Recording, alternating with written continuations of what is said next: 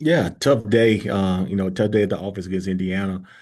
Some things that we would like to do just didn't come alive on that day. We felt like we did improve in some areas from a standpoint of penalties, and we saw some of our explosive play percentage go up, threw the ball down the field, and sometimes better than we did the previous week. Really impressed with how the offense had no penalties. We talked about that as a point of emphasis all week long, and they did a really good job of doing some of those things. Defensively, we were doing some good things, as the course of the game flowed.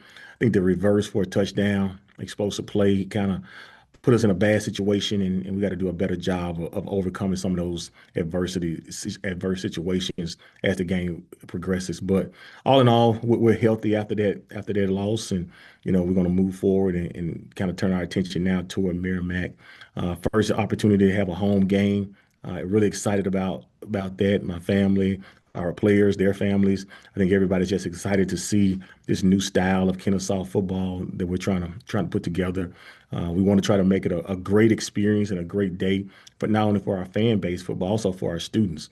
Got a chance to walk around campus last week, and I thought an event was going on. I saw so many droves of students on campus, but I think the buzz is going in the right direction, and we're excited about getting the opportunity out there to showcase what we can do. We'll go to questions. And since Kai survived the drive back from Indiana, driving through the night, you get the honor of the first question. Yeah, Coach Amari played a majority of the snaps at quarterback against Indiana. What did you make out of his performance, and can we expect to see him play some more on Saturday? Yeah, Amari did some good and some bad. It wasn't all good. It wasn't all bad. The first thing I would say is the way he willed us to some first downs from a standpoint of with his legs. Also, too, he was decisive in some of the throws that he threw. Some of those things that we had planned for him, just knowing where to go with the ball and being able to put it on the money was really impressed with his chance to stand in the pocket and still deliver passes. We all know that he can do great things with his legs, but what he did with his arm was as impressive too. The receivers helped him out. Gabe Binyard and that catch that he made on the sideline, it was one of the best catches I've seen in a long time as well. Just the adjustment more than anything to the ball. But all in all, he still has to continue where his eyes start, progression wise, throughout plays, ball security. We got to continue to talk to him about that. Just protecting the ball and how he gets tackled and pinning that ball to his breastplate. He did have an interception the other day, and that was just on as much as the receiver as it was him, probably more than the receiver, to be honest with you. But there were some things that he did that was really good in the course of the game, and there's some things that he can continue to grow and learn from. Kai.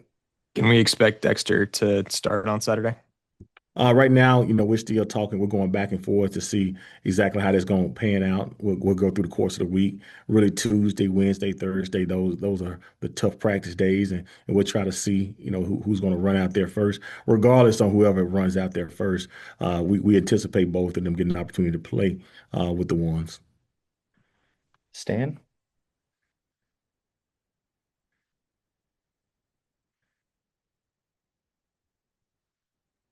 Stan, you may be muted. My wife keeps me muted, so it's way I handle it. When you told him he was going in the game, what was his reaction? Because he didn't seem to be overwhelmed or anything by the occasion. Yeah, we told Amari that was always the intention to play both quarterbacks. We gave Dexter an opportunity to start and play the majority of the game against Wake Forest. We talked to him about, you're still going to start this game, but we also think Amari's deserved and earned the right to go out there and compete and play in that opportunity as well. He was a starter quarterback at his previous school where he came from. So he's played, I think they played at University of South Carolina last year. So he's been on that stage, he's been in that arena before. So, he has a lot of games on his belt where he's been the guy. So that didn't really surprise me that the stage wasn't too much for him. It's our job as coaches more than anything to make sure that we limited the packages and we gave him things that we know he can be successful at. And I thought Coach Mitch did a really good job of making sure the things that, we called at the times that we called him really played more to his skill set. When you saw him at Wofford, what did you like about him that made him so enticing to join the program?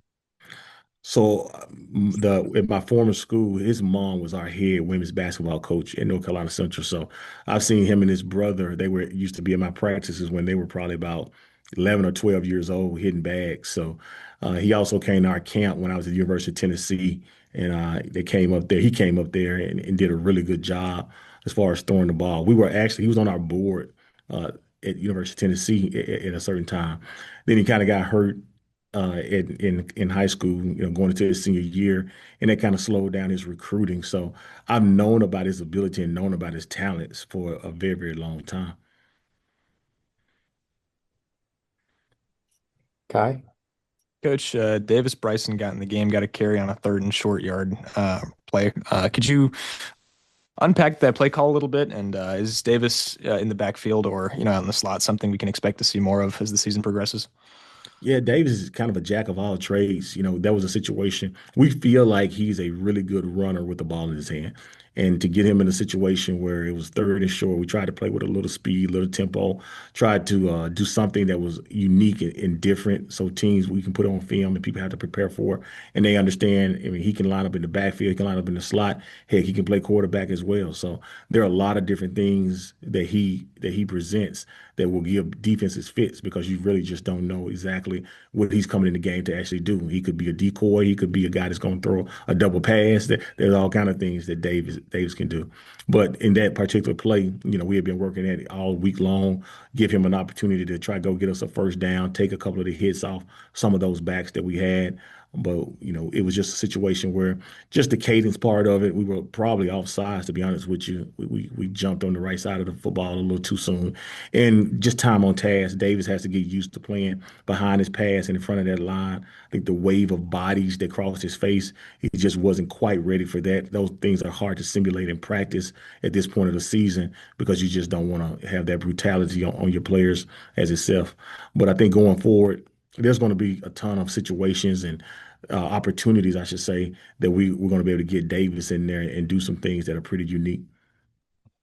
Moving on to Merrimack, 2 weeks ago, they really hung in there and just about beat an FBS team in Kent State. How were they able to hang in that game? And what as a whole jumps out about them? Those guys play extremely tough and extremely hard. You take a look at both sides of the trenches. That's where everything starts for me as I watch film and evaluate their offensive line and defensive line. Their offensive line does a really good job of coming off the ball, trying to create creases, trying to create gaps. They have a fullback they like to play with, kind of an old school fullback, and he presents another set of issues because he's a physical guy. Defensive line, pad level is one thing you can tell they're stressing because they're getting underneath people, bigger defenders or bigger offenders, and they're finding a way to continue to stay in the backfield and shed blocks and do some things.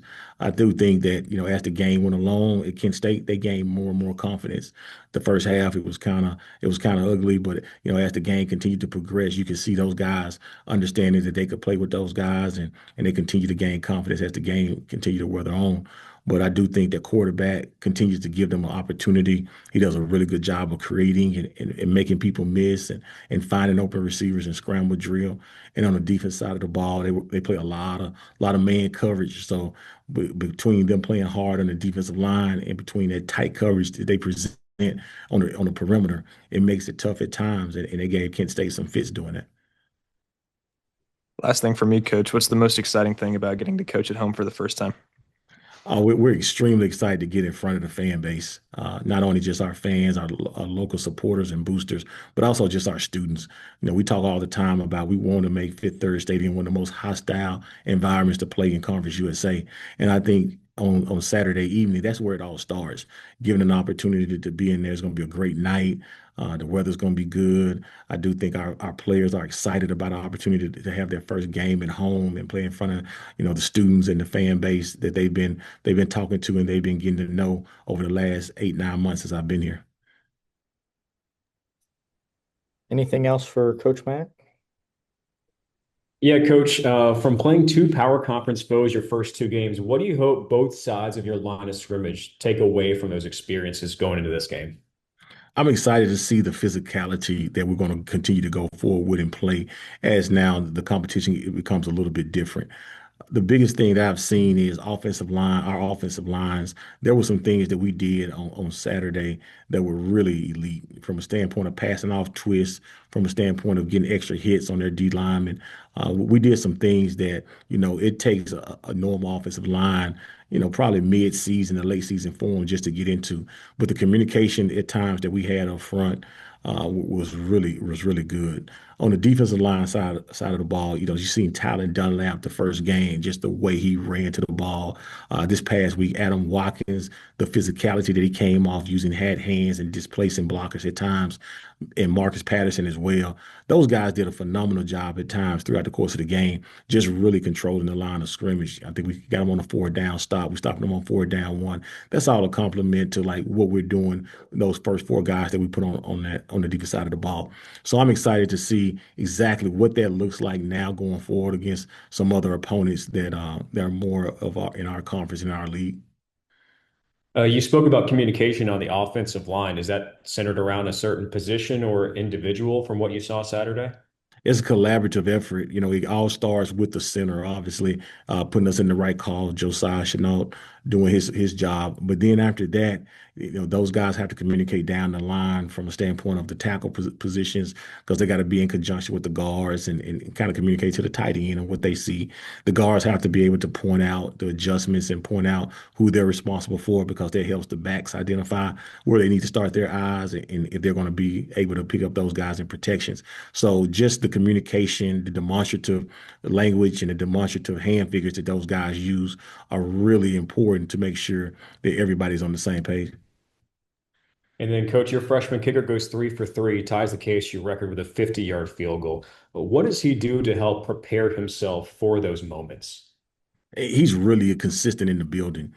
He's never on any list. He's always engaging. I had him broke down. I had him break down the team today after practice, and the guys went crazy just for him because they just understand like the kind of player he is as a young player, just how consistent he is in his processes throughout the week. And I think everybody respects that about him. And then when he gets an opportunity to go out there and do his thing on Saturdays and hit some through the upright, especially on that kind of stage, it's just, man, everybody's excited to see him do those kind of things. And he has a lot of respect in our building for how he carries himself. Thank you, Coach Mack. Thank you. Anything else for Coach? All right. Thank you, Coach. And thanks everyone for joining. And we'll see everyone this Saturday at Fifth Third. Appreciate it.